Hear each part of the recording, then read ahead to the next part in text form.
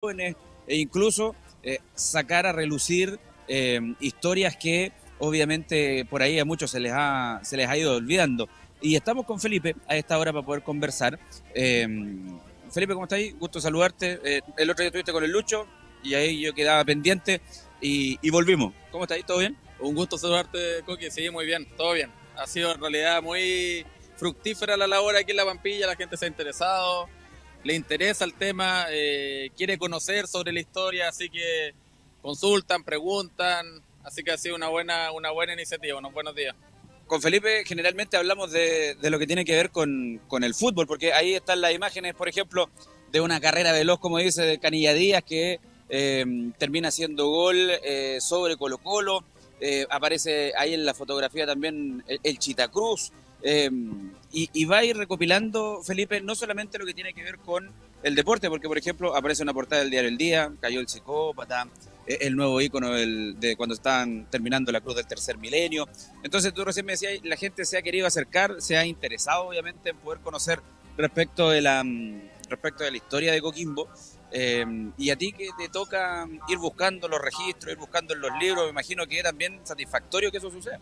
Sí, de todas maneras, mira, vamos haciendo distintos tipos de proyectos. Por ejemplo, acá tenemos una muestra de lo que se llama hitos de Coquimbo en el siglo XX, que son 20 hechos que cambiaron o marcaron a Coquimbo durante 100 años. Hay hitos importantes que la gente recuerda mucho. Por ejemplo, un hecho noticioso es el tema del psicópata del año 93, que mucha gente lo recuerda y se para a conversar sobre el tema porque hay mucha gente involucrada, mucha familia, mucha nostalgia, muchas reminiscencias sobre aquellos temas.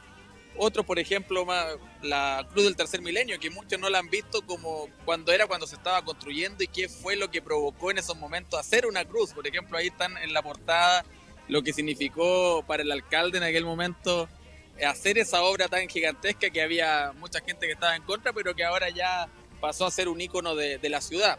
Las otras son postales que tienen que ver, fotografías que tienen que ver con Coquimbo Unido, que fueron donadas por un dirigente del club, que es don Miguel Bauzá, fotografías inéditas de la institución del año 62-63, donde podemos recordar vieja gloria del fútbol coquimbano. Y por cierto, aquí la gente se para, pregunta, hay una sobre los dirigentes, que ahí hay una fotografía donde aparecen unos 10, 12 dirigentes y han aparecido o vienen a ver aquí familiares de varios de ellos, vienen y los reconocen a Miguel Bauzá, a Taberner, el padre del actual abogado, al doctor Piu, a Guillermo Vera, a Raúl Blanco Osorio, y hay muchos dirigentes que pasan por aquí, los familiares, y se quedan viendo, se sorprenden que están ahí, yo les regalo unas postales, se van felices.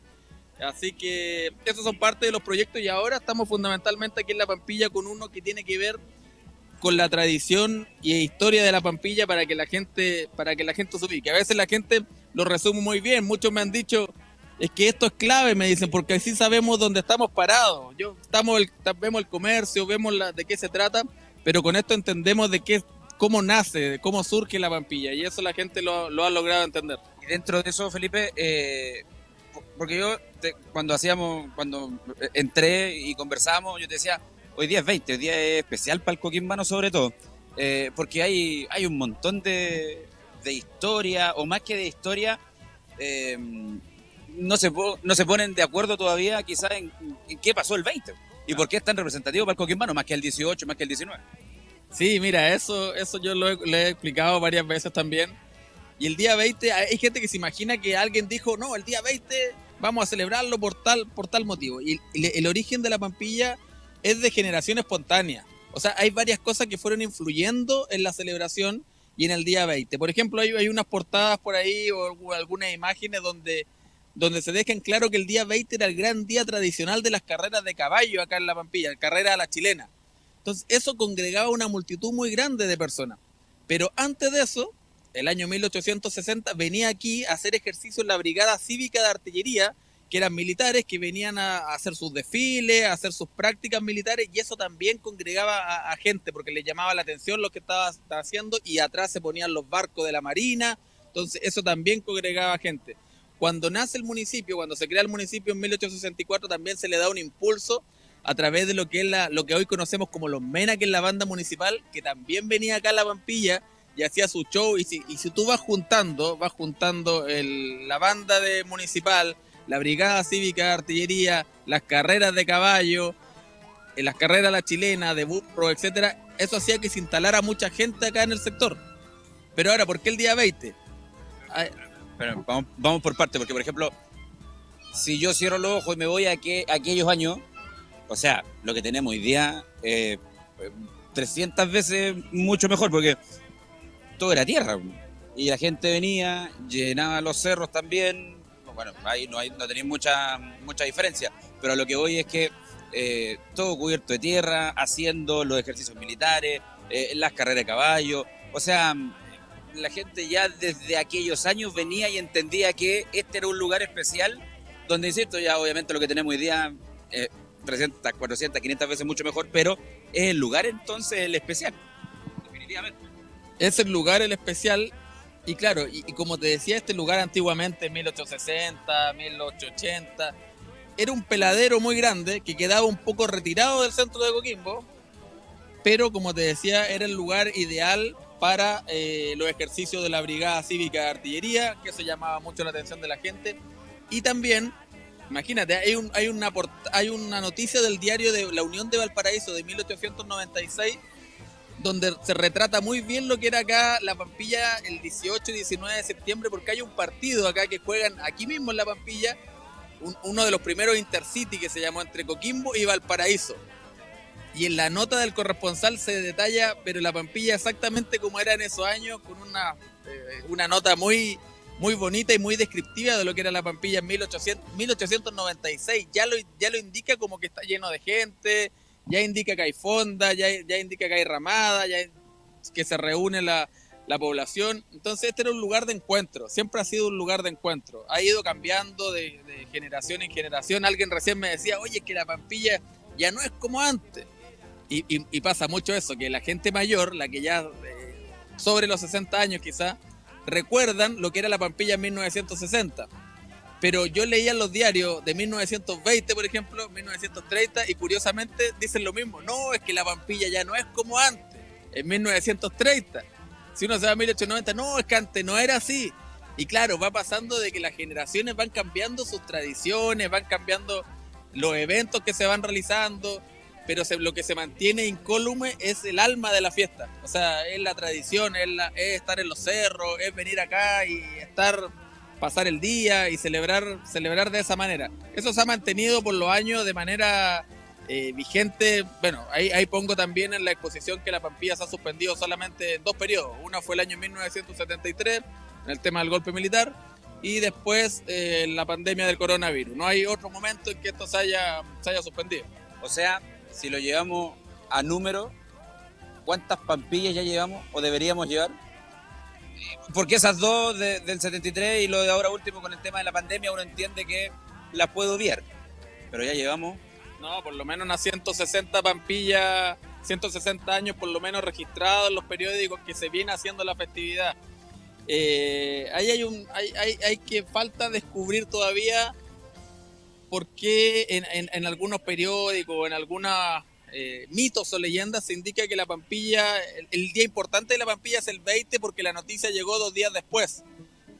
Otro mito indica que en 1680 el pirata Bartolomé Charp escapó de acá de la zona porque la población se rearmó y lo echaron, y eso fue el 20 de septiembre. Hay otros que dicen relación con el tema de la reina de Inglaterra, que venían acá a celebrar los ingleses. Entonces, claro, si dijéramos que La Pampilla es de 1680, que yo no lo puedo corroborar ni nada por el estilo, son muchos años. Pero en ciencia cierta son por lo menos unos 160 años que La Pampilla se viene realizando acá en este sector con este mismo espíritu, con esta misma finalidad, que es celebrar la independencia de Chile. Cuesta mucho ir configurando o ir ordenando los hitos cronológicos que tiene esta fiesta. Mira, yo creo que conociendo un poco la historia no cuesta tanto, porque han habido hechos que han ido cambiando, que han ido marcando ciertos periodos. Por ejemplo, pongo también ahí en la exposición, el año 1919 se comienza a cobrar entrada para la Pampilla. 1919. 1919 se compra entrada a Pampilla y para instalarse en los cerros. Y dice ahí, desde este año, la Pampilla, donde usted se puede instalar en el verde suelo y lo colorean, se cobrarán entrada para su ingreso, excepto los niños y los pobres de solemnidad, dice el diario. O sea, niños y pobres no pueden ingresar. Después hay otro quiebre que se produce después de la gran crisis de 1929, la depresión económica, la crisis del salitre, etcétera, donde también se provoca ahí un quiebre en la Pampilla, porque se restringen un poco las entretenciones que había menos ramadas. Aquí estaba instalado un rodeo grande, lleno de madera, así como son los rodeos actualmente, y la Pampilla estaba cercada por grandes bloques de piedra. Cuando la gente llega del norte y se queda sin trabajo producto de la crisis del salitre, que eran muchos coquimbanos que habían ido a trabajar allá, vuelven acá, se instalan en los cerros de la Pampilla y terminan sacando palo por palo cada construcción del rodeo y piedra por piedra el cerco de la Pampilla para construir sus casas. Eso fue en la década del 30. O sea, gente que venía así prácticamente nada. Son los periódicos que terminan prácticamente llevándose todo de la Pampilla para poder construir su casa. Entonces todas esas cosas van marcando. Después viene el tema del Club de Leones, que la Pampilla ahí se entrega al Club de Leones para que la administre con la finalidad de que en 10 años el Club de Leones junte el dinero para comprar la Pampilla a beneficio municipal. Y increíblemente, esa palabra la cumplió el Club de Leones. O sea, del año 68 al 78 hicieron una fiesta acá que la transformaron en algo importante. Mucha gente recuerda la carpa gigante del Club de Leones, donde venían grandes bailarinas, grandes artistas, Maripepa Nieto y grandes grupos musicales. Ellos juntaron los recursos durante 10 años, los ahorraron y cumplieron con su palabra, y en 1978 la Pampilla pasa a ser inscrita a beneficio municipal, o sea, a nombre de la municipalidad. Anteriormente, una donación del Club de Leones a la Pampilla. Entonces, para contarle un poquito a la gente, porque por ahí, claro, puede decir, oye, pero ¿cómo si tenemos 160 Pampillas, más o menos al ojo, no era municipal entonces? Era a libre disposición. De todas maneras, eso es un tema importante que también va marcando los hitos cronológicos. La Pampilla primero era de un señor Vicuña, después era de un señor Iñiguez, esto entra en remate, y en 1880 pasa a ser del señor Iñiguez, y posteriormente la sucesión de la familia comienza a administrar la Pampilla y cobran una entrada, pero cuando ya la sucesión empieza a perder vigencia y la municipalidad se da cuenta que acá es un lugar donde viene mucha gente, la arrienda la municipalidad de La Pampilla, arrienda este terreno privado y empiezan a administrar la fiesta hasta 1968, donde entregan al Club de Leones la administración, pero con el objetivo de que durante 10 años junten el dinero para comprar este terreno a la sucesión de la familia Iñiguez. ¿Y más o menos se sabe cuánto costó? Sí se sabe, yo te miento si te diría la cifra ahora, pero sí se sabe, porque fue en 1978 la compra y está el conservador donde se compró, ahí en la exposición está anotado el notario que firmó la compra. Entonces sí, y no fue una compra fácil, porque cuando fue la sucesión ya no era una sola familia la dueña, sino que pasaron a ser muchos los dueños de distintos sectores de la Pampilla. Entonces fueron cientos de personas las que tuvieron que firmar para transferir el terreno a la municipalidad. Se dan cuenta que no es, o sea, que claro, uno viene, la pasa bien, lo disfruta, pero hay toda una historia detrás. Felipe, tú que has recorrido, que has visto el tema de la historia, ¿para dónde va la Pampilla? ¿En algún momento irá a perder lo que la caracteriza, que es que venga la gente, que se ponga en el cerro, que prácticamente vengan a cerrar su lugar un mes y medio antes? Por ahí, por ejemplo, decían, y que en el fondo son mitos también, por decirlo de alguna forma, entre comillas, bonita, decían, no, si este año se les va a cobrar a la gente por quedarse en el cerro, y así un montón de otras noticias falsas que a la larga lo único que hacen es meterle miedo a la gente. Pero en algún momento, con la historia que tiene la Pampilla, con la rica historia que tiene, ¿debería cambiar o debería seguir igual? Mira, yo creo que una de las gracias que ha tenido la Pampilla durante los años es su capacidad de adaptación a los tiempos y a las generaciones. O sea, por ejemplo, ahora en el show de La Pampilla, los mayores ni siquiera conocen a los artistas, pero se llena de gente porque es para público joven. Yo creo que tendría que haber un cataclismo social al pasar algo que no hemos pensado nunca para que La Pampilla se acabara, porque imagínate, en 1973 La Pampilla se suspende y tú podrías haber dicho en dictadura, quizás con más miedo, esta tradición se va a milanar, se va a debilitar, se va a carcomer entre la gente y no va a querer venir. Lo mismo podríamos haber pensado con el coronavirus, o sea, 3 años, decir, no, ya no es lo mismo, porque esto es de tradición en generación, entonces podríamos haber dicho, no, los hijos que antes venían ya no están acostumbrando a su hijo a venir, entonces ya va a ser distinto. Pero tú ves acá y vas al cerro, yo ayer me di una vuelta y es algo realmente impresionante, o sea, no... Yo creo que no hay otro lugar en Chile, no sé si en el mundo, que pase esto que pasa aquí, donde la gente se instala y se llena, o sea, tú ni siquiera ves un lugar vacío donde instalarse. Entonces, no sé realmente qué tendría que pasar para que esto se acabara, porque la gran gracia de La Pampilla, que es lo contrario a lo que la gente dice generalmente, no, antes era distinto, se han perdido las tradiciones, lo que ha pasado es justamente lo contrario, que la Pampilla se ha ido adaptando a los cambios. Obviamente ya no están las tradiciones de antes, pero la juventud y las nuevas generaciones van imponiendo nuevas tradiciones. Entonces, por ejemplo, hasta 1988, no mucho tiempo atrás, no había un escenario como el de ahora. Antes era la carpa del Club de Leones, la carpa de los Rotarios la que la llevaba, por así decirlo. Entonces, siempre va cambiando. Quizás en 20 años más no va a estar el escenario y va a haber otra cosa y vamos a seguir viniendo acá y va a ser siempre. Yo creo que siempre va a seguir La Pampilla. Nos llegan mensajes a través del WhatsApp. Dice: saludos a Felipe, felicitaciones por su compromiso en rescatar la historia y patrimonio Coquimbo. Fernando Maureira, Budinich. Recordar que cuando el Club de Leones la cedió con fines de mantener, ojo, nos dice ahí lo que conversáis tú recién, respecto a la rica historia que tiene la Pampilla. Una Pampilla que durante estos días ha congregado en un solo día. El otro día teníamos para el CRI MJ, eran 200.000 personas, y que me parece que hoy y mañana deberíamos tener una cifra similar. Me quedo dando vuelta, y para ir finalizando, lo que tiene que ver con la fotografía, porque hace rato que no veía una fotografía a color tan bien plasmada, que la mostraba recién también José Miguel, que ahí aparece Canilla Díaz con el Chita Cruz en un partido de Coquimbo con Colo Colo. Pero más allá del color de lo que significa los dos jugando, me quedo con los de atrás, po. Estaba llenísimo el estadio. Llenísimo. Mira, la gracia que tienen todas esas fotografías es que son de fotógrafos profesionales, de diarios de la época, que como te decía el dirigente coquimbano Miguel Bauzá, la había recopilado y me las donó en su momento justamente para esto, para mostrarlas, porque las estaban guardadas en un cajón.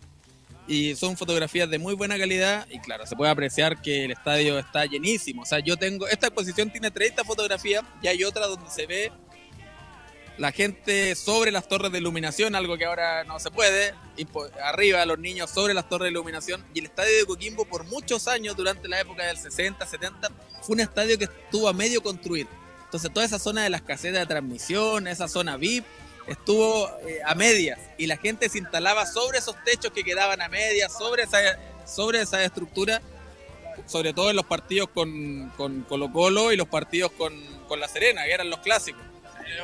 Ahí va Felipe, que de hecho ahí tiene una de las fotografías que la va a buscar. Esa es la foto del clásico, ¿no? Sí, mira, justamente lo que te conversaba, o sea, toda esta zona que está aquí era la zona de caseta de transmisiones y lo que podría haber sido el palco VIP de aquellos años, y algo imposible para esta fecha, vemos como la gente se instala sobre las estructuras de cemento que quedaban a medio terminar. Eso era muy común en Coquimbo, sobre todo en aquellos años. Y aparte, Felipe, mira, acá abajo aparece, bueno, hay mujeres y todo, pero iban todos con iban todos bien terneados, con su camisa al estadio. O sea, era más que el tema de fútbol, era mira ahí, como diría mi abuelo, con un paletó, que son las chaquetas largas hoy día. Y todo esto usted lo puede encontrar, Felipe, no solamente acá, sino que ahí tenemos otra fotografía. O sea, del público, donde se ve claro, sus vestimentas. Hay otra fotografía donde se ven con sus termos, porque la gente llegaba 2-3 horas antes al estadio, entonces se iban con su lonchero para comer ahí mismo en el estadio. Claro, las vestimentas generalmente de la gente mayor, sobre todo, siempre con su terno, su sombrero. Y justamente también pongo esa fotografía por esto, no solo por Coquimbo Unido, sino que la idea de esta exposición es ir viendo cómo va cambiando la sociedad, cómo va cambiando la geografía también de la ciudad. Por ejemplo, allá al fondo hay una del estadio que ni siquiera tiene galería y en el fondo está el Cerro El Vigía cuando no tenía la cruz del tercer milenio. Entonces, para que también la gente joven vaya conociendo cómo era Coquimbo, el Coquimbo de aquellos años. De hecho, si hacemos un poquito de historia, y entre comillas historia, cuando Coquimbo sale del Sánchez Rumoroso para poder jugar o sea, para que hagan el estadio nuevo, todos se peleaban o se quebraban la cabeza para decir, bueno, ¿dónde vamos? ¿Dónde vamos a jugar? Y alguien se iluminó y dijo, bueno, jugamos en La Pampilla. ¿Qué mejor lugar para poder jugar? Por ahí tuvimos algunos problemitas con Iquique y con la U de Conce, pero bueno, son detalles y hoy día estamos ahí arriba. Pero La Pampilla sigue siendo el lugar de encuentro finalmente, para todo. Bueno, y como les comentaba recién, en 1896 aquí se jugó uno de los primeros Intercity que se llamaba los partidos entre ciudades, entre Coquimbo y Valparaíso. O sea, este lugar se jugaba fútbol ya desde el siglo XIX.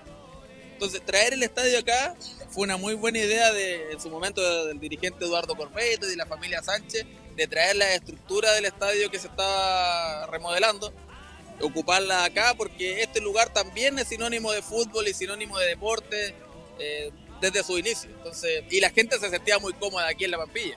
Completamente.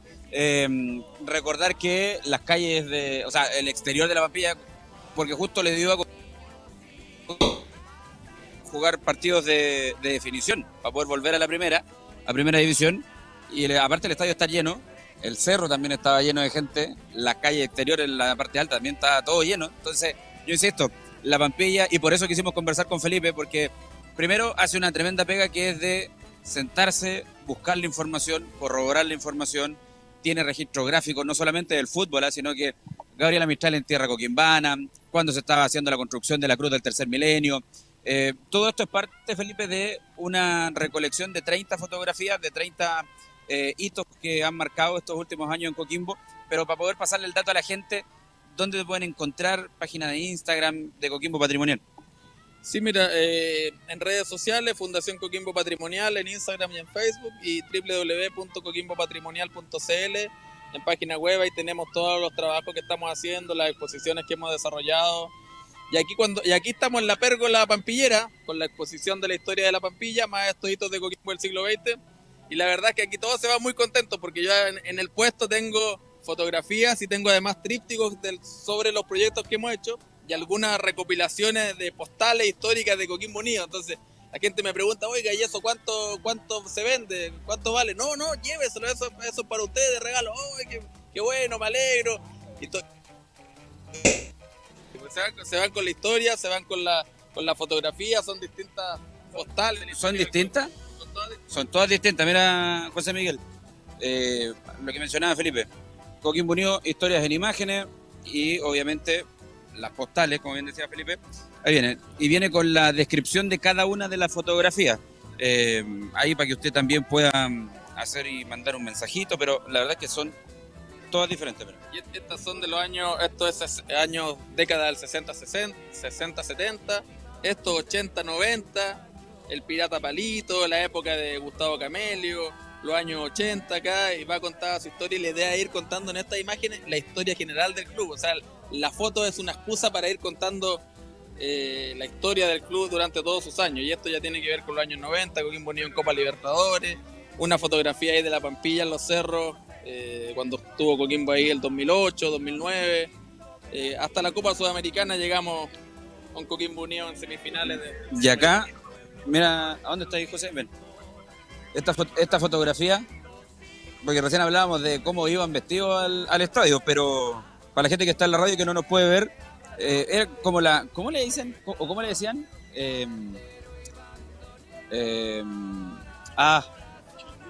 No, que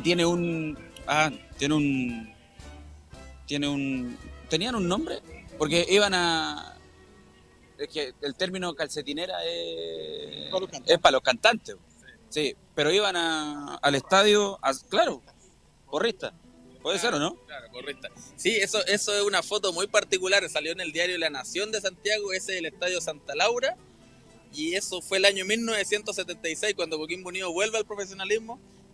Mucha gente de Coquimbo viajó a Santiago para un partido frente a Audax Italiano y tuvo esta particularidad que no se había dado en otros clubes, donde 6, 7 mujeres se visten vestidas de aurinegro, que antiguamente no se usaba ni camiseta, nada, pero ellas se visten, se nota que es un traje hecho para la ocasión, y son 6 mujeres. Yo he tratado de buscarla alguna, no he podido encontrar, a ver si alguna, capaz que aparezca alguien aquí en la Pampilla que esté ahí parte de esa foto.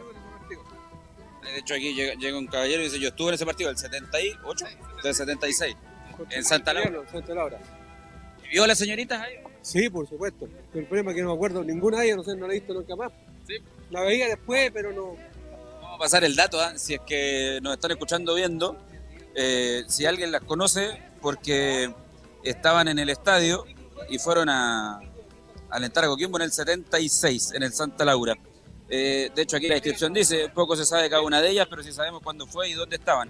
76, Coquimbo volvía en gloria y majestad al fútbol profesional, razón por la cual la motivada hinchada aurinegra viajó en masa al Santa Laura. Y ojo que no solamente a Santa Laura, sino que esa misma hinchada ha recorrido Sudamérica con Coquimbo Unido, y obviamente llega también a la Pampilla. Felipe, yo le quiero agradecer estos minutos de clase que hemos tenido, porque la verdad lo queríamos destacar.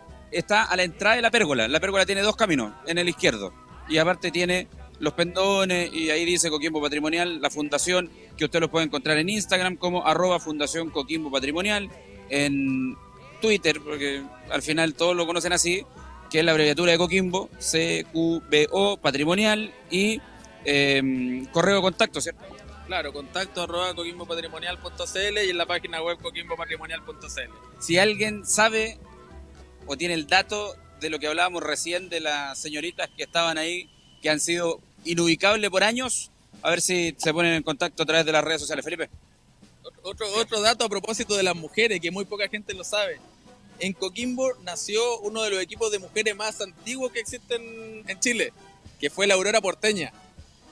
La Aurora Porteña fue el segundo equipo de fútbol femenino más antiguo que existe en el país, que nació aquí en calle Melgarejo.